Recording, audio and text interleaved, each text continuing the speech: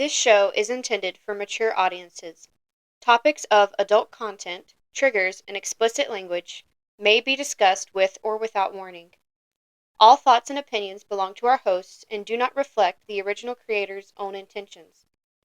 Spoilers for the book will be discussed, and while most discussion will revolve around the picked book, we do not guarantee there will be no spoiler warnings for other books or series. Listener discretion is advised. Welcome to Biblio Madness, a podcast for book lovers where we discuss our current and favorite reads. I'm your host, Laken. And I'm your host, Rachel, and today we are diving into Court, the fourth book in the Crave series by Tracy Wolff. I know this has been a little bit more of an anticipated read because, man oh man, this was a long one for both of us. We had finished Iron Flame by Rebecca Yarros, which, man, the leg that both of our brains did after finishing that book, going, how do we get out of this hole and jump back into the Crave world? Even though the Crave world is so great, it's just a hard thing to go from the two. It's a different genre. Yeah. Kinds. They both have dragons, but Iron Flame is an adult and this is a YA, so it's a little bit more juvenile, which the both of us don't felt feel as high in the series. And so when you come out of like the intensity that was Iron Flame and into this, it was a jump. Whiplash. But it's all right. We are glad that you guys are here today to listen along while we do a little bit of a talk of Court. I know we normally do a deeper dive into books, but this book is so much, as in there's 270,000 words in this book. It is over 700 pages and margins do not exist.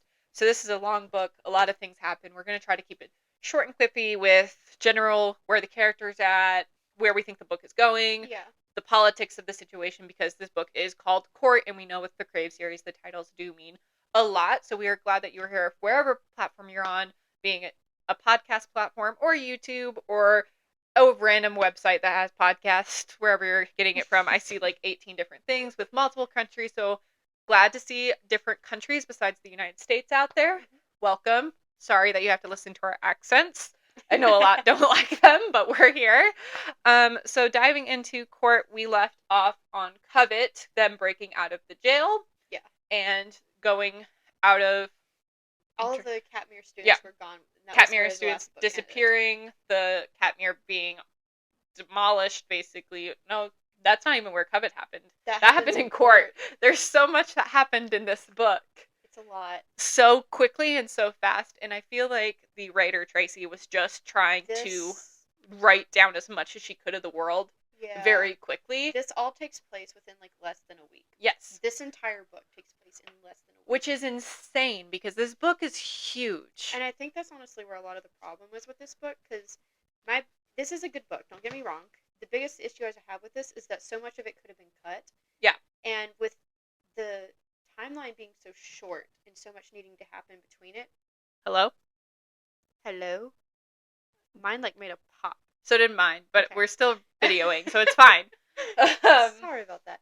Just with like it being so like short, I feel like she felt like she needed to chalk it up because it's like days in between all of these massive events. So we got a lot of like downtime in this book in between everything. Yeah, there's a lot of events that happen very quickly. It's a very Tracy Wolff thing to do that I've learned. Like, Crave was very fast-paced. It felt like you were breathing through the book. Crush was the same way, but more intense. I think Crush so far has been my favorite. Same. Covet was also enormous amounts of events. And I'm thinking in my world, I'm like, this amount of events does not happen in a person's lifespan of 80 years. And this has happened to Grace in less than 2. 8 months. Like... everything from the beginning of Crave until Court took place in 8 months. And that's insane because the amount of things that we've seen is like unheard of for a lot of fantasy. Like, she is gone. Fourth Wing and Iron Flame take over a year in the book. It's a year of college. Yeah. This has been a week. And there's so much.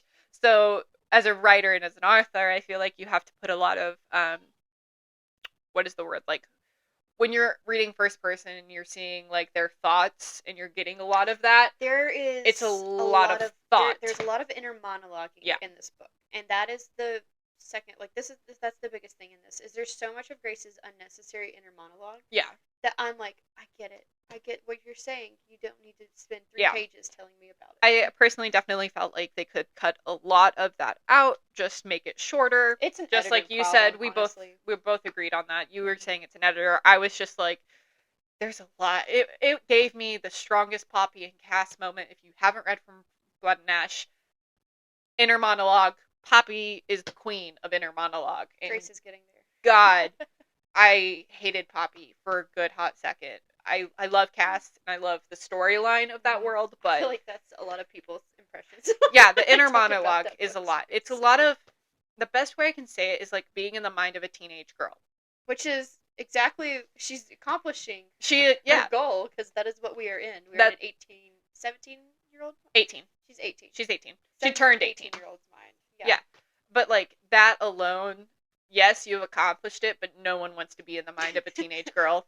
I, as a teenage girl, when I was, did not want to be in my own mind. No, there we was do too not much want a happening. Bella Swan incident. Yeah. Of, you know, there's a pop-up on So, my computer.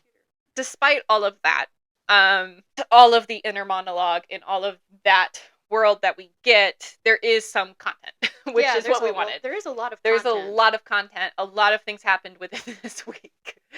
Yeah. We found a lot more about Grace, her character, her development, where Tracy has decided to put these characters, and then I also sent a photo to Laken before we had either finished the book that I noticed on Tracy's book covers. She does this little thing on the side. For those on YouTube, you can see that I'm holding up the book and you can see it's the inner part of the sleeve that like wraps around the book, where a lot of writers do like, what are they called when they do a short, like a synopsis of the book. She highlights letters in the synopsis to come up with a word. So I don't remember what Craves was. There was one that had monster in it. I think that was Crave. Yeah, monster was Crave, and then Crush was Escape was like Covet. I don't remember what Crush would have been. You told I think me. Crush was something about her head and Hudson. Divide or something? I don't think it was Divide. I don't remember, but they all have highlighted letters, and in Court, our highlighted letters spelt out chaos. So, that kind of led us into, like, what could this book be? Is it the politics or chaos? Or is it this that's chaos? And we were kind of, like, trying to guesstimate what chaos was, but you did find out pretty quickly what that word we actually was leading in. Out very quickly. Yeah. With the 700-page book, we found out, like, 160 pages in. Yeah, it's or less. It's in the first bit of. It's like in the first 50 chapters. And when I say 50, that sounds like a lot, but this book has like 170. Yeah, like the chapters in this book can be like 2 pages. Yes. So. There's 100 plus in this book that it's 175 chapters? That was 100. Yeah. So when on top of Grace being a gargoyle and everything, we find out very quickly throughout the book that she's not just a gargoyle. Not only that, but we also find out she's not her relatives aren't fully dead. Yeah, very quickly within like the 50th 50 Although pages. They're very distant. Yes, very very distant, very strange. Her parents are dead. Yes. And then we had her grandpa, which is what they call him, even though he's her great great great great great great great great great grandpa. Yeah. Probably more. And then her also great times 30 plus grandmother is also alive. And it was a character that we knew in the other books, which I guessed after I thought it was something else and panicked. Yeah. Internally. Because I think we all did. Yeah, so we find out that the old gargoyle king, which is Alistair, who is the unkillable beast from the other books, yes, is her like great tiny sturdy granddad or whatever. And we're just gonna call him her grandpa at this point. Yeah, her grandpa. And then he was holding like a vampire queen like chess piece and saying her. And both freaked out and thought that Delilah, the vampire queen, who is Hudson and Jackson's mother. I was like, are we about to have some incest happening right now? Is that where this is going? Luckily not. It wasn't. It was a different character that we knew who was also a vampire who would rip out many people's throats. Which we found out pretty quickly also. But before we found out who her grandma was, we found out about the gargoyle court still being alive, what the crown that she finally got after Covet was intended for, and what its powers were, and that you needed the gargoyles army to activate the crown, and that's why Cyrus wanted the crown, is because he wanted the army. Yeah. Now, to what our knowledge for the most of the series was that the gargoyles were dead. That Grace was the only one left. That Grace was the only one left besides the unkillable beast, who they found out was a gargoyle, I think in Covet? Covet, they found out. Dear God, we've had so many trips. I don't remember, my brain's like, Crush was a great book, but I'm like, so much has happened so fast. I feel like there's not even like, I remember them going to a Giants camp and getting all of that, but that was in Covet, but I can't remember what happened in Crush. I remember Crush is when they... Like, Hudson was in her head the whole time. It was Hudson in her head a lot, and then, like, they go to the unkillable beast for the first time, and that's where Xavier, like, died and was in Crush. Yes. And then they had the, like, Ludaris tournament where Grace fought for her spot on the circuit. Yeah, okay. That was, like, back. Honestly, as much that happened in Crush, I feel like Crush was a lot chiller than the last couple books. There was a lot less going on in Crush than there were in these books. And I think they focused more on the preparation for what was going to happen versus on everything happening nonstop. Because I felt like both of us with Covet were like, it could have been split in two. Yeah. And this one we're both like, it could have been cut down. It could have been cut way down. Like we said, we were like highly anticipating this book to be very political. Yeah. And while it was political, and we went to the Dragon Court in Covet. The first court, other than like the frozen gargoyle court we go to, is the witch court. Yeah. But they were in it for like a chapter. Yeah, they weren't in the witch court for long, and they got kicked out. They were literally there in the knot, and then they never returned. Yeah. And so I was a little let down by the fact that we didn't see any inner workings of the courts in this book. Like, even the vampire court, when they were there, they were in a dungeon. I agree. So we didn't actually see how life works or the politics, how they work in the courts. Yeah. It was just, oh, we're here at a court. Bye. Yeah, as a person who loves politics, I will say the politics in this were lacking compared to what they could have been and what I had hoped they had been, with the title of this book being Court. I feel like they focused more on the chaos than they did the court. The thing with it was that we were really coming across like all these new characters and what their characters' motivations were. Like, we find out that Delilah was not like, happy in her marriage, and she actually hates Cyrus. We find out that Cyrus has another daughter. Yep. Or a daughter. Going back to what we were talking about with Grace, we found out that her grandmother... We forgot to even say who her grandmother was. Yeah, it's fine. Is the bloodletter. Yeah. So her grandmother times 30 raised Jackson. Mm-hmm. And that's a whole nother, like, oh, shit. Like, okay. And she was the one that, like, falsified Jackson and Grace's mating bond. There's a lot to family drama. She's not even just the bloodletter. We find out, which we read a story in Covet told by the crone about two gods of chaos and order. Yeah. And we find out that the bloodletter is the god of chaos. Yeah. Which, are we even surprised with that? No, not really. So back to the chaos word, where I said I felt like this book personally was more focused on chaos and should have been called Chaos versus being named Court. Yeah, I think Chaos would have been a good name for this. I feel like I don't... Because that's all that happened. I was like... I feel like... Chaos outside, chaos within inside of Grace's mind. It was just chaotic. So I feel like this book title was very misleading, because I was very anticipating this book. They could be flip-flopped. Like, yeah. Chaos could have been the title, and Court could have been the highlighted word. Yeah. Because it doesn't mean much. And that's the first time that the title has not meant much for the book, and the red highlighted words has meant more. I agree. Like, I was sorely disappointed by how little we saw of the inner workings of the courts. We saw more of the Dragon Court in Covet than we did of any court. So much more happened in Covet, I feel like, with, like, the Dragon Court versus, like, the Witch Court or the Vampire Court. And I was anticipating the Vampire Court. I was excited for them to finally go there, because they talked about Jackson going there all the freaking time. I thought we were going to get, like, some, like, other characters' point of views, like, while they were infiltrating the Vampire Court, because we had the order that went into the court while Grace and the others were out doing other stuff. But we never got any of that. So. No. I felt very let down. I felt like... So, do you remember in Sarah J. Maas's books, the Attire series, when she went down, I think it was More, when she went down to, like, the underground, and they had to do that whole scene with, Into the Court Freya of Nightmares. dressing, yeah, and this is the Court of Nightmares. I felt like I wanted that kind of like you because saw when they were infiltrating everything. to Yeah. get stuff. Yeah, I do agree wanted with that kind of writing style for these courts, and we Yeah. didn't get that.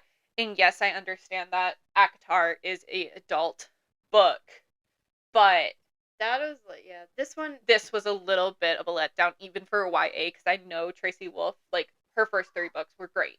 this is the only book that I have not like loved in Yeah. the series. Like this one was, it wasn't terrible, but it wasn't great. I do It could have been a lot better. I do feel like it's necessary on Oh, it's definitely a necessary book. There's a lot that happens on the series. So overall, like, yeah, for me, Crave was a 5-star, Crush was a 5-star, Covet was a 4.5. I'd probably get this around 3 and 3.5. That's exactly what I was gonna give it. I think it's definitely needed for the, like, we talked about it before. We were expecting politics. We were expecting growth. We were expecting to get more information, like who Grace is, why is she a gargoyle. Now we know all of this information. She's the granddaughter of Chaos. We do get a lot of information about Grace and why and the how of how she is where she is. I think, yeah, like what you were saying earlier, because she's read the Throne of Glass series and I'm starting to read it.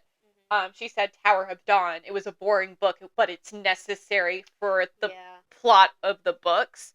I have a feeling with Charm and Cherish, they're going to go back to being like Crave, Crush, Covet. I have hopes that they're going to be 4 5-star reads.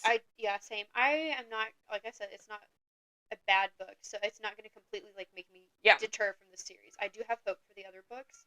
I hope that she doesn't do what she did in this one and like ramble, but also so there's a lot that goes on in this book, so we're really not going to deep dive into it. The end of the book, we defeat Cyrus, pretty much. Like a lot of stuff goes into it before they defeat. A lot, but in a week. I don't understand where they're going to go from here. Like what? No, because there's 2 books left, so something bad has to happen. Or they develop and they get older and they pull a Twilight, which I'm scared of. I don't want to read. I would be okay with a novella of that length if that's what she's doing, but I don't want to go through 2 whole books of just everything's fine. Yeah. Because as much as I do like to read a novella where like a lot of people don't like A Court of Frost and Starlight because it's boring and it's just like there's nothing happening in it. But I love it because it was a like happy, cozy book of like, oh, if everything's fine for a breath, like it's okay, and it gave them a moment to breathe, and I appreciated that too. But if that's where she's going, like, oh, the characters are okay, they have a chance to breathe now, it does not need to be 2 books worth. So I still think there's going to be something that happens. I feel like Cherish is going to be the chill, nice book, and Charm is going to be giving us a little bit more. See, I don't know where Charm is going to go. I'm trying to go based off the name. Which I haven't even looked at the letters. Look at the letters; they're right behind you.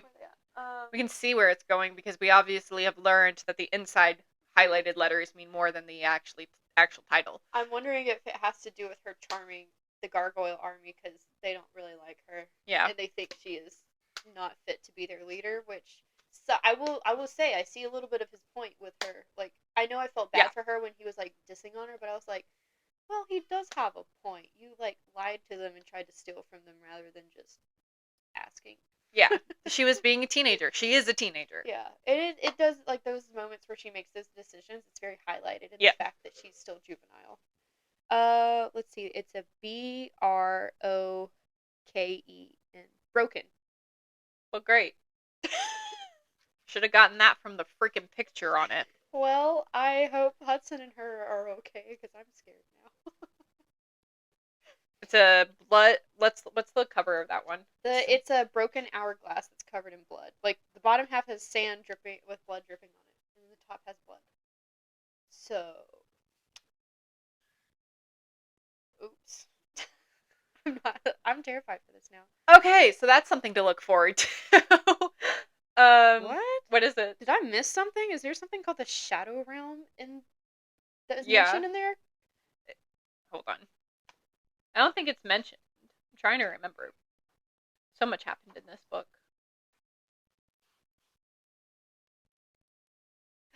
Oh, this synopsis is talking about when Hudson's stuck with her. Because she says, yet here I am, stuck in a strange, dangerous place with the worst of supernaturals, the monster that other monsters fear, Hudson Vega. So Charm is probably going to be a story of the book of what happened through those months. It's probably going to Yeah. be it's probably going to be Grace and Hudson's story that we missed. And I'm excited for that. I think going back to when Crush and Crave were going on, I'm excited to know what happened between those two. Yeah.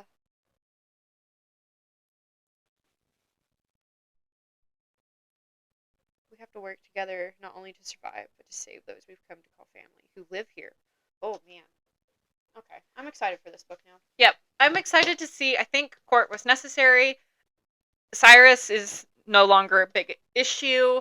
We know she's the demigod of chaos. Her and Hudson are still in their relationship. There is a lot of juvenile talk, as I got so Laken annoyed. has said many times. I got so freaking annoyed by their relationship a little through this too, because Hudson would close off every time something remotely upset him, and I was like, oh my gosh, you're 200 years old. Behave. Learn how to talk about it. Well, I've said this even with Iron Flame. I love Taryn. I love Hudson. Hudson has the quip. He has the sarcasm, and so does Taryn. And I think Hudson is at his baby years, and Taryn's the full-grown adult version of him. We had this talk before, but with Jackson, where we were like, well, Jackson's 200 years old. He should know how to behave. And we're like, well, in fantasy books where they live to be 500-600 years old, they don't know how to behave. They're still juveniles. They're also still men. They're still men. Yeah. Other important things we need to know. It's still a man. Okay? Takes longer. It's okay. You're going to hear my toddler talking in the background. Who is also a little boy. He's talking to us through the door. Hi, baby. Alright, so coming to a wrap up. Definitely a 3.5. Definitely needed for a read part of the book to get a lot more background on a lot of stuff. There's a lot of background. And like I said, there isn't necessary information that happens. Our characters go through some very scary moments. We have some of our biggest side characters killed off in this book, which they're not the super, super close ones, so I wasn't super upset by it, but I was a little terrified for everybody in the story. Yeah. Yeah. But it was a heavy book, and it was a lot, but it was needed. Mecky almost died, and I almost texted Mecky you. has almost died too many times. I thought he was gone for real this time, though, and I about texted you, and I was like, are you okay? No, I'm fine. But I don't know. See, I read these books, but I never know where you're at, so I don't want to text you and be like, hey, see, you have, where are you? You have the safer part to ask me, because, I most likely have either read it or have beaten you, which, for the first half of this, she beat me.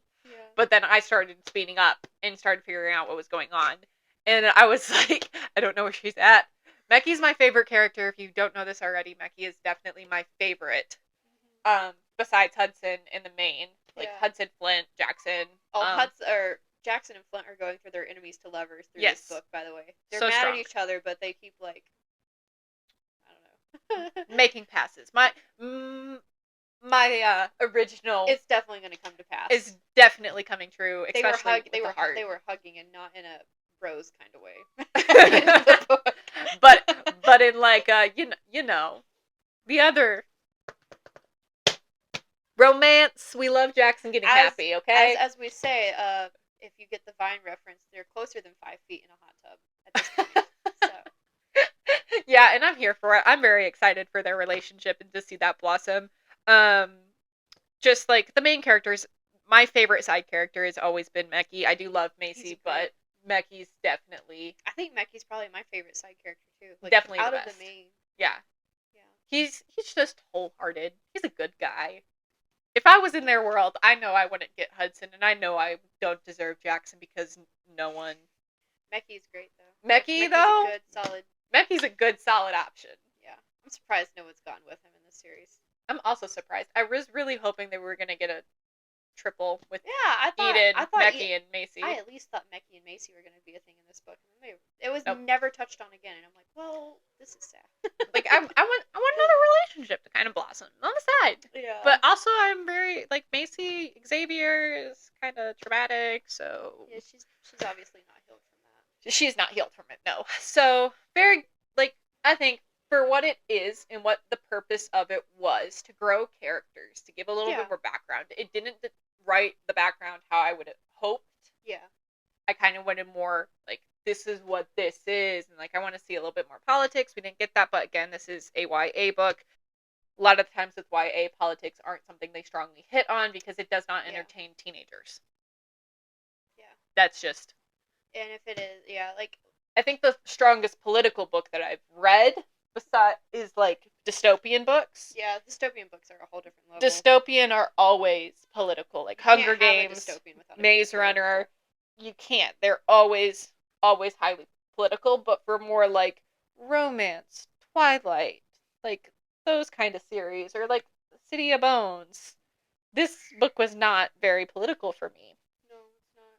It's a good book, but it's not political. It's not political. The politics in that series happen much later, and it's still, like, it's, like you said, it's not a super heavy politics. No. It's very watered down. If you like politics, stick to your adult writing. If you like a good, just fast-paced, a lot of stuff happens, like if back to the 2000s, if anyone remembers the New York Minute with Ashley and Mary-Kate Olsen, that is the type of writing where it's so much happens within an 8-hour span of time in New York City. It's so much happens in a week span of time that, like, even going back, like, trying to think of when I was a teenager, or, like, I know when people were in public school, like, I was in public school, but I don't think you were in high school, but, like, teenagers get up at 6 in the morning. They drive their siblings to school. They get to school. They go to school. They do their after-class stuff. They do their band. They do their sports. Then they get home. Then they eat dinner. Then they do their homework. Then they stay up late playing video games. And then they get up at 6 a.m. in the next day. And as an adult, I'm like, that's exhausting. That's so much in a day. I'm like, take it back. I need, like, we need some couch days, some chill couch days. Yeah. I did a thing. I got my laundry done today. I feel accomplished. Like, that's the realisticness. Like, going back and looking at, like, past young self, I'm like, no. I did too much as a teenager. Same. Like, I would do school all day, then I would go and do work, and then I would hang out with friends, and you were just trying to make everything so fast-paced, and at a young age, you're constantly trying to keep yourself entertained. So I do think Tracy Wolff, as a writer, going for that type of human in that type of phase of life, this series makes sense to draw in those readers. I'm still baffled by the fact that throughout the 4 books, it's only been 8 months. Yeah, when you said that, I was like, holy crap. I knew it was, like, less than a year, but... The reason I remember it so well is because I remember reading that, and, like, it was a jaw-dropping also, moment. I was like, this has been over a year. What are you talking about? Also remember that 3 months of those 8 months, she was frozen. Or was it 3? 3 or 4 months, she was frozen. Yeah. So, that's not even most of the content. So we have, like, 4 that was a break in between Crave and Crush. So, yeah. A very fast-paced series in general. I do think it's very good. I'm very excited. I also did just notice that there's a word above court that says checkmate.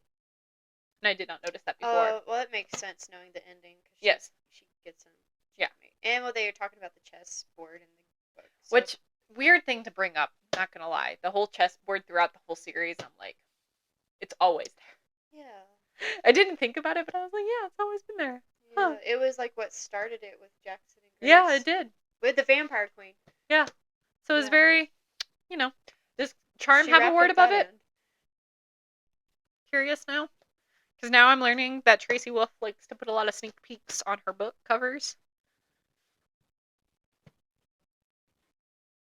It says out of time. God. Which is probably what the hourglass is meaning. But if it's from the point of view of those 4 months where they were locked in stone, then I'm not as scared. No, I'm not as worried. Okay, so on that note, looking forward to continuing reading Charm and Cherish. I know our next episode, some of you can see on YouTube, those who are listening to us on podcast. You cannot see, but I will tell you, we have a Christmas blanket behind us on the couch. It has been switched out. It is Christmas season officially. This is the last episode going up in November. So I have obviously decorated my house for Christmas. I apologize if it's been too soon for you guys. Thanksgiving has passed for this episode, and this is the first Christmas decorations you're seeing, so I think it's fine. But we are going to be talking about our Christmas episode next, or we're going to do a little bit more Christmas recommendations. I'm not going to lie, we are not packing December full of Christmas books. I did a lot of research to try to find some. We've read a lot. We still want to finish off The Charm Crave series. and Cherish, and we haven't yet due to Iron Flame coming out and us doing more Fourth Wing posts. So we're going to finish out Charm and Cherish in December. We're going to do a dual episode with both of them. And then we are going to do an episode on a Christmas book that's going to release on Christmas Day. But we are going to do some Christmas recommendations, just talking about that kind of getting in the spirit, getting in the holiday spirit. If you're not a Christmas fan, that's totally understandable. We're just going to get in the holiday spirit during the next episode. Yeah, cozy wintry feel. Yeah, it doesn't, we're, recommendations like Harry Potter, good cozy winter time book. So more just on that level for this upcoming December, as well as we're going to be doing our reading wrap up. Yeah, all of our top books for the year. That's going to release in January on the 1st, and then we're going to have our TBR for upcoming 2024. More episodes are going to be a little bit more talkative. We talked about that earlier today, so excited to see the podcast go in that direction versus doing a lot of deep dives, because we do want this to be very accessible for all readers or people who are wanting to go into reading and who are like, I don't have time to read a whole book before your next episode. I don't have time to read a 700-page book before your next episode. What? What? We understand. So, on that note, thank you everybody for coming and listening, no matter where you are in the world, whatever platform you are. We are glad that you are here. Please don't forget to hit the subscribe button if you're on YouTube. Follow if you're on Spotify, Apple, Google. Don't forget to hit that notification on all of the platforms to let us know when we post an episode. I do try to get them up at 10 a.m. A lot of the time for YouTube, though, they do get delayed, and I apologize for that in advance because checks take forever. And I don't know why. I think it's because we're talking about books. They don't want us to be like outright reading a book. Maybe. I don't know what it is. So I think that takes it longer. I don't know the YouTube land. I'm not a professional in that yet, but we'll get there. Yeah. Hopefully soon we'll have episodes pre-planned going up very far in advance. So hopefully I will get notifications when something is delayed. Outside of that, we appreciate you coming and listening to us today. We look forward to seeing you at next episode to get into the holiday spirit and the cozy time winter reads. So thank you everyone for coming in today. Farewell. We will see you next time. We will see you next time. Bye.